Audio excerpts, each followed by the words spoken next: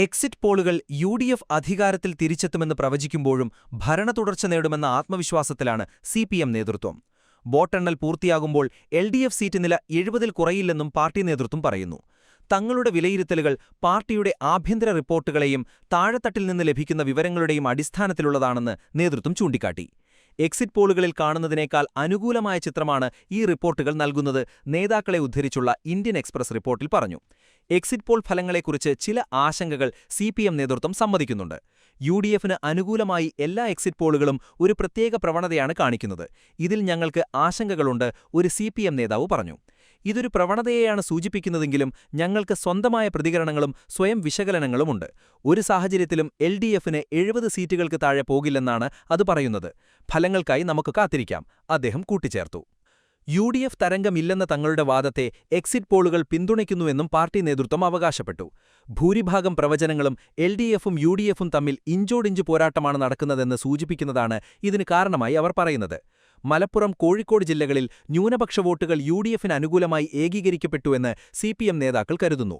മലബാറിൽ ഏകദേശം 12 സീറ്റുകളും മധ്യ തെക്കൻ കേരളത്തിൽ 10 സീറ്റുകളും നഷ്ടമാകുമെങ്കിലും എൽ.ഡി.എഫ് 70 സീറ്റ് എന്ന ലക്ഷ്യത്തിലെത്തുമെന്നാണ് ഞങ്ങൾ വിശ്വസിക്കുന്നതെന്നാണ് ഒരു സംസ്ഥാന കമ്മിറ്റി അംഗത്തെ ഉദ്ധരിച്ച് റിപ്പോർട്ടിൽ പറയുന്നത്. കെ.എസ്.ആർ.ടി.സി ബസ്സുകളിൽ സ്ത്രീകൾക്ക് സൗജന്യയാത്ര എന്ന യു.ഡി.എഫ് വാഗ്ദാനത്തെക്കുറിച്ച് ആശങ്കകളുണ്ടായിരുന്നെങ്കിലും സ്ത്രീ സുരക്ഷയും മറ്റ് ക്ഷേമ നടപടികളിലും എൽ.ഡി.എഫിന് ആത്മവിശ്വാസമുണ്ട്. ലോക്സഭ, തദ്ദേശ സ്വയംഭരണ തെരഞ്ഞെടുപ്പിലെ തിരിച്ചടികളുടെ പശ്ചാത്തലത്തിലാണ് എക്സിറ്റ് പോളുകൾ എൽ.ഡി.എഫിന്റെ സാധ്യതകളെ വിലയിരുത്തുന്നത്. ഞങ്ങൾ കുറഞ്ഞ സമയം കൊണ്ട് ശക്തമായി തിരിച്ചുവന്നു.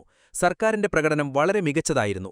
എൽ.ഡി.എഫ് സർക്കാരിനെതിരായ എല്ലാ പ്രചാരണങ്ങൾക്കിടയിലും യുവതലമുറ, പ്രത്യേകിച്ച് യുവതികൾ എൽ.ഡി.എഫിനോട് ആഭിമുഖ്യം കാണിച്ചതായി ഞങ്ങൾക്ക് അനുഭവപ്പെട്ടു, നേതാവ് വിശദീകരിച്ചു.